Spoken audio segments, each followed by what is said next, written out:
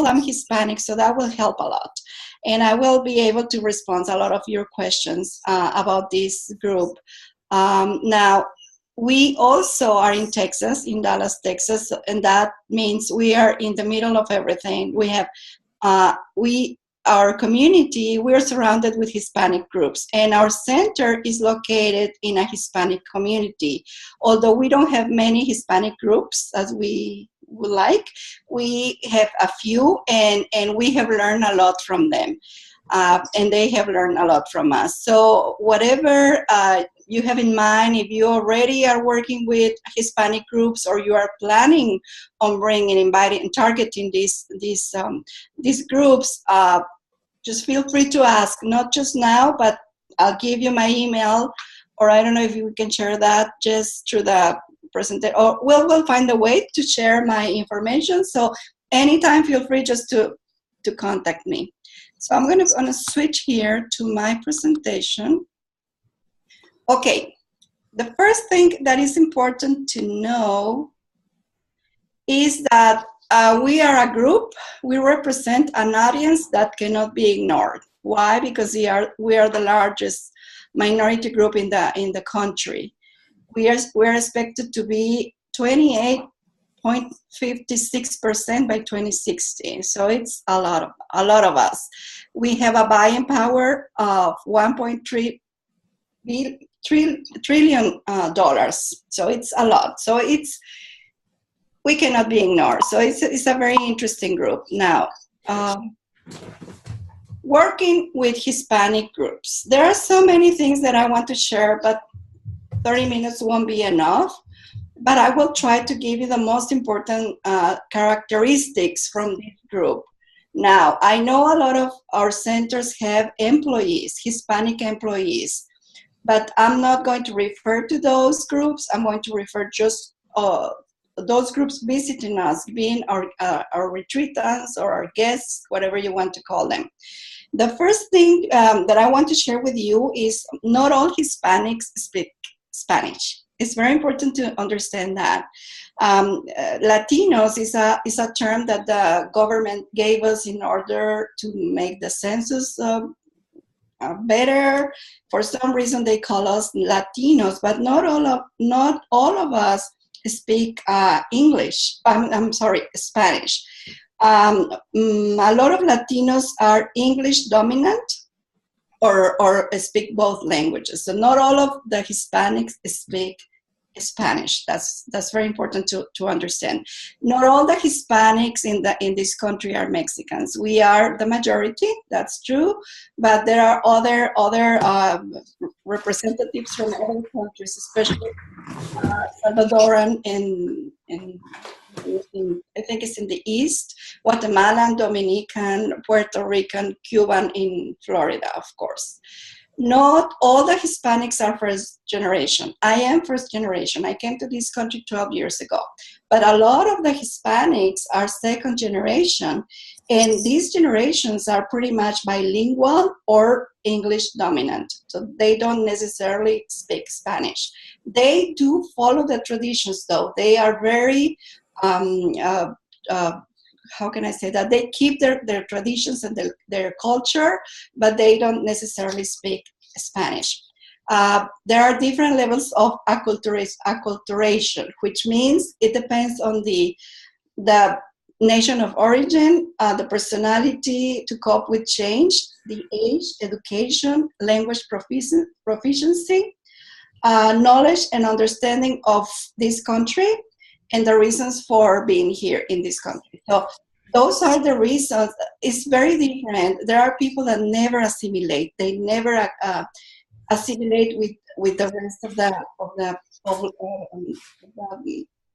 population, right? So, but we are going to talk about the groups that they are acculturated and they assimilated and they want to visit us. Now, not all the Hispanics are Catholic, but the majority are. So I'm going to focus a lot of, in my experience, Catholic groups, but not all the groups coming to my center are Catholic. So it's important that I tell you this because we are learning from them as well. So let's continue. the Hispanic value. We love to be together. We love to be loud. We love to feel welcomed and treated with respect. If they feel that we treat all these groups with respect, that we don't stereotype them, they will feel welcomed and they will come back. It's a very loyal group of people, very loyal. Once they feel they are at home, they will continue coming to our centers. The other benefit when they feel welcomed and respected is they will talk about your center. They will tell about the wonderful experience, and they tell everybody, and they will bring more groups. So use that in your favor. We are at the beginning, if it's a new group and it's a new relationship with them, it's kind of hard at the beginning, but now when they come to your center and they feel your love and your services and they will trust more easily. So if you are already working with Hispanic groups, that's great, and we'll learn from each other. If you're not, but you're planning to target this audience, it is important to understand and you need to prepare. It's not that all of a sudden you want to bring the Hispanic group and you start translating materials and then you open your doors. That won't happen that way. You need to formalize a market strategy. That means it's not enough, it will not suffice just to translate the materials. You need to bring on board a bicultural person. That means not just bilingual, not somebody just to translate the materials. This person needs to adapt and the intended ideas as well, ideas as well. So that needs to understand the culture. So if you have that person already, that's wonderful. And if you're planning to target this audience, bring somebody on board, because that will open the doors. And when these groups find this person, that will be for them, is like going to heaven, because when they make a phone call, and they immediately ask for a Spanish speaking person. And if they find that person who understands them, it's amazing. So if you're planning to do that, I highly recommend to have somebody on board who understands them, not just to talk to them in Spanish, but to understand them. Now, having said this, let me tell you that there are also some certain things that I want to share with you. That doesn't mean that will happen to everybody, but that those things that I'm going to talk about have happened to us, and we like to be prepared, and we want you to be prepared. If you're working with a Hispanic group, be aware. They never had the head count on time. The deadlines are easily dismissed, and that is not because they are irresponsible or they do not understand the deadlines, but Hispanics, we tend to register at the last minute, the last day, 2 days before an event. They don't understand, most of the people, they do not understand that the leader or the organizer needs to prepare ahead on time and send out the paperwork to the center.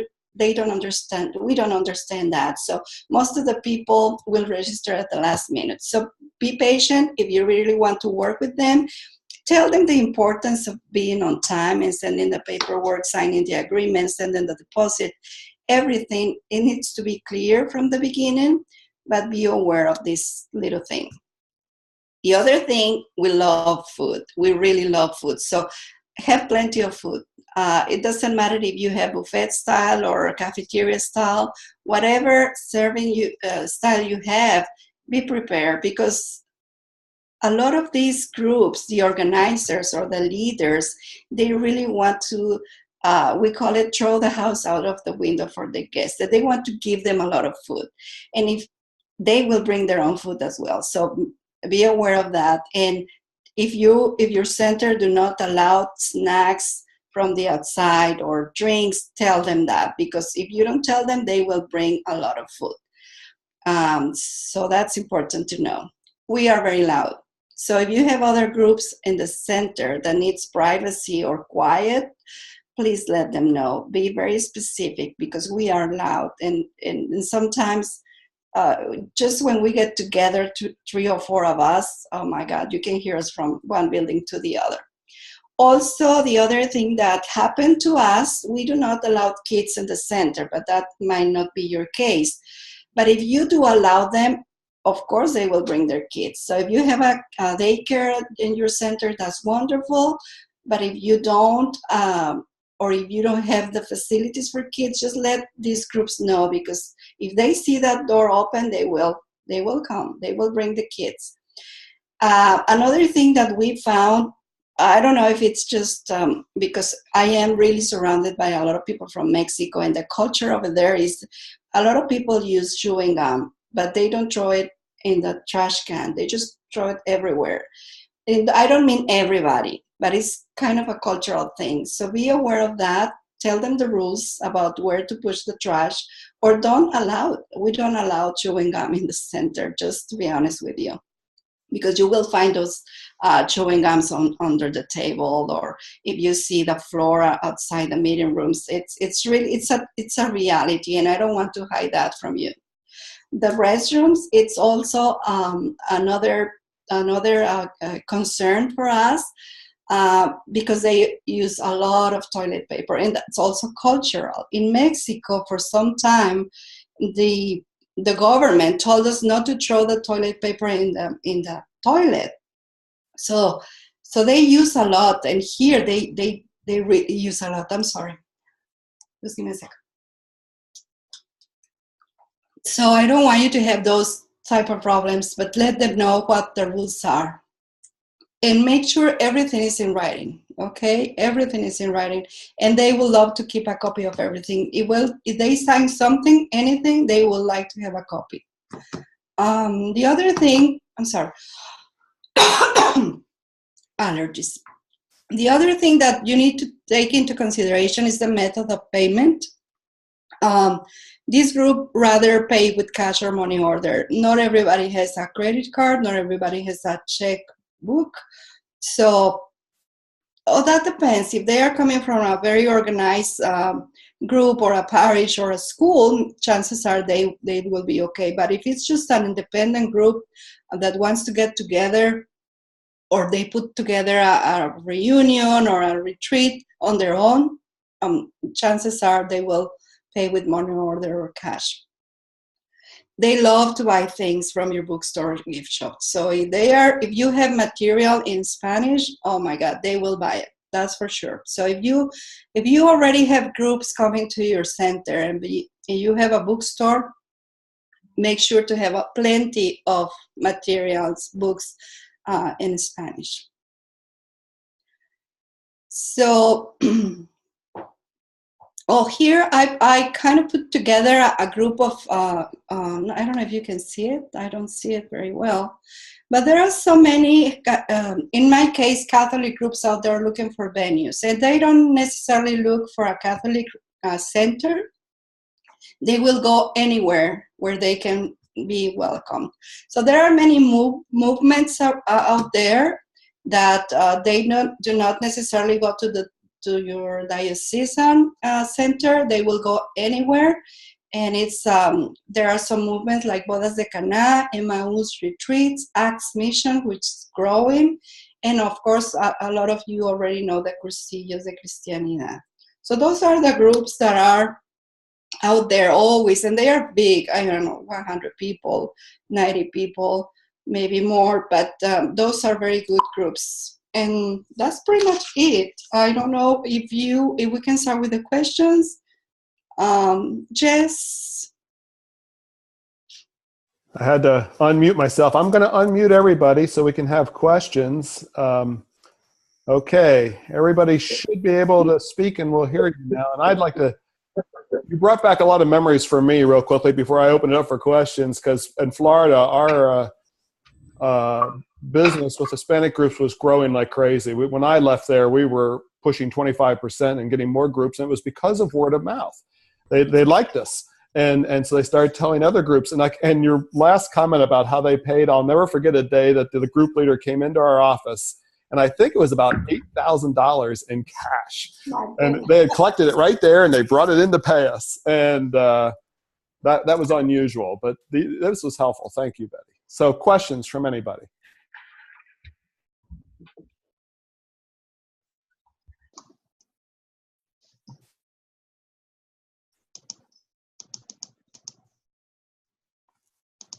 Bertie, this is Jack Shitama. Can you say any more about the ACTS movement, exactly what that is? I'm not familiar with it. Yes, the ACTS missions, they call ACTS missions, and they started in Texas, in San Antonio, but they are moving, they are spreading all over. Right now, they are pretty much in Texas. I think it's, let me see, I have the information here. And those groups are pretty much small groups, they are men and women. They come to your center for 3 days, or 4 days, 3 nights. So it's a good group. They, the ACTS means action. Oh, hold on.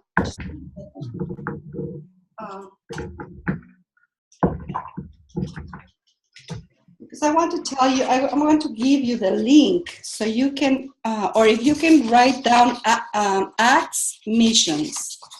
ACTS missions, and if you look for them, they will tell you exactly where they are at. And they go anywhere. They don't necessarily, those are Catholic groups pretty much, but they invite everybody, not necessarily Catholic people. But what they want to do is work in service, theology, and community.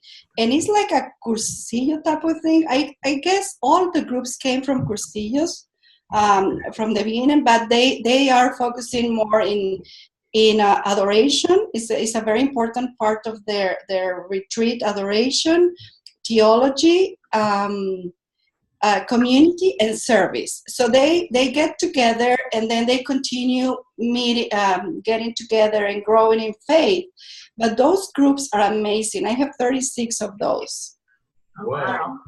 Of those, and they are growing. So every time more parishes are opening ACTS groups, and they are amazing. So if you can, in your communities, look for the ACTS missions retreats, those are a target. That go for them because they are very good groups, and very, very. It's pretty much professional people. It's adults, no kids, no teenagers. It's just adults. So those are very good groups. And what is the typical size of a group? Well, not too big. Maybe the biggest that I had here, because I'm a small center, is 80 people, 60 people. But there are parishes, very large parishes that they have 120 people. But those are groups that they will continue coming. They have a commitment to have every parish at least 4 retreats a year. So imagine if you have 5 parishes, 20 retreats right there. So if you go for them, that will be amazing. And that's cross-cultural. That's not just Hispanic churches. No, actually those are English speaking. I don't have Spanish yet. I will have my first retreat in Spanish on October, I guess. No, I think I have one on September and one on October. So all of them are Spanish speaking people so far.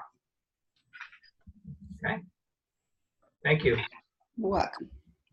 I noticed somebody put the website for the ACTS mission on the chat. You can see that. And since Betty offered, I also put her email address on the chat if you'd like to get her email address for future questions. Thank you. Other questions? Betty, this is Shelley Steinhoff. Can you hear me? Yes, hi. Hello, my friend. Good to see you. Yeah, me too. My question is regarding the fact that they love food and an abundance of food. My experience here is that they've often asked for discounted rates. And so if you feel the tension between offering a lower price, but yet your food costs are higher, what's your mindset? How do you handle the numbers? Philosophically, what do you think about that? Well, they will always look for discounts. That's the truth. We love to do that. But they also will understand that you're giving them quality and you're giving them quantity. So once they try you the first time, they will see that you will have plenty of food for them and the quality is amazing. The second time they come to you, it will be different. They will accept your rates. The first time a group comes to you, they will try to negotiate. That's for sure. They do that with us. But to be honest with you, I don't give them any discounts in the rates because I want them to understand that they are getting a high quality service, and they have other things other than food that they will make them very happy, and they will have a great experience.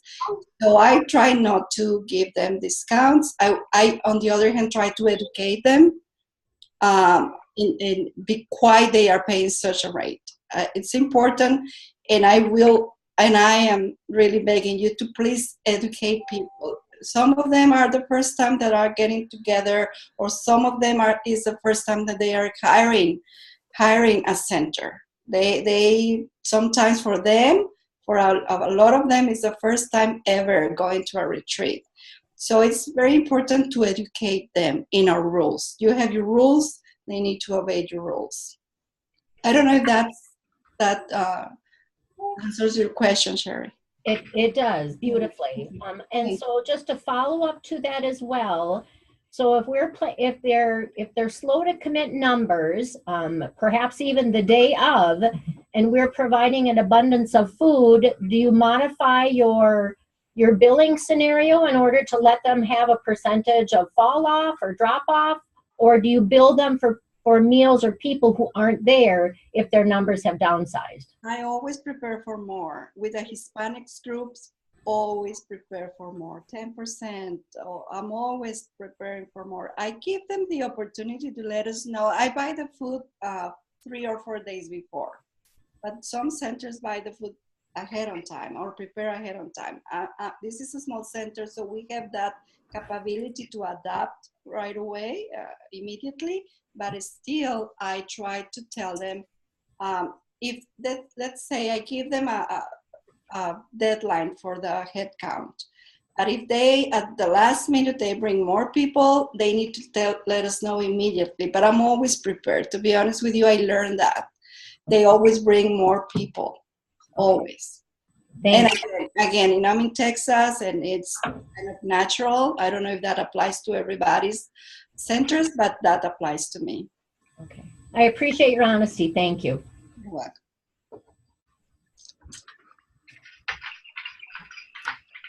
Hi, Bertha. This is Tom Powell from Caroline Furnace in Virginia, your old Colorado hiking buddy. How are you? Good.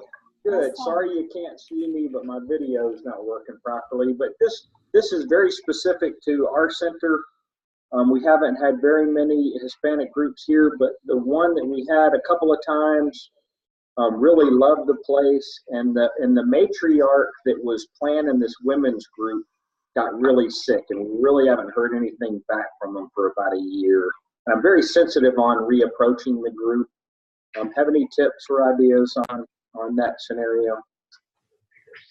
I would approach to them. And now the other thing that might happen is they change representatives, or maybe the person who was in touch with you is no longer with the group. Many things can happen, Tom, right? So I would recommend you approach to them. I mean, they love to be considered, taken into consideration.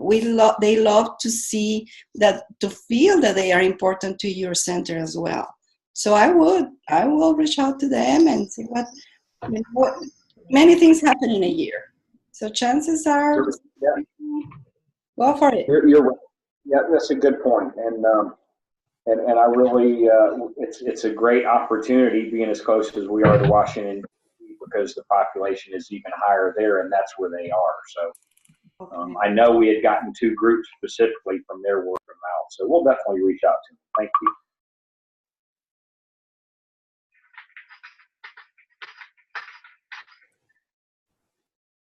Interesting thing we discovered in Florida, and it goes back to them requesting discounts, which you were right, the ones that I worked with generally did. But I would often ask them if they would be willing to come at times when we were generally not busy, thinking December, or times when and they often were. especially if they get a discount for coming during that time. And the events that came to us were usually family events, and they were huge, 200-300 people usually. And so we worked out special family rates, and they came in December when we generally had nothing.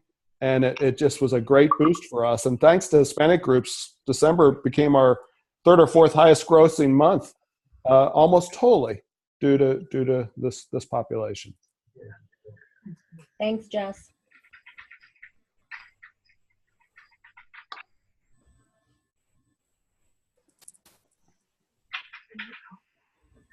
Anything else? Any other questions?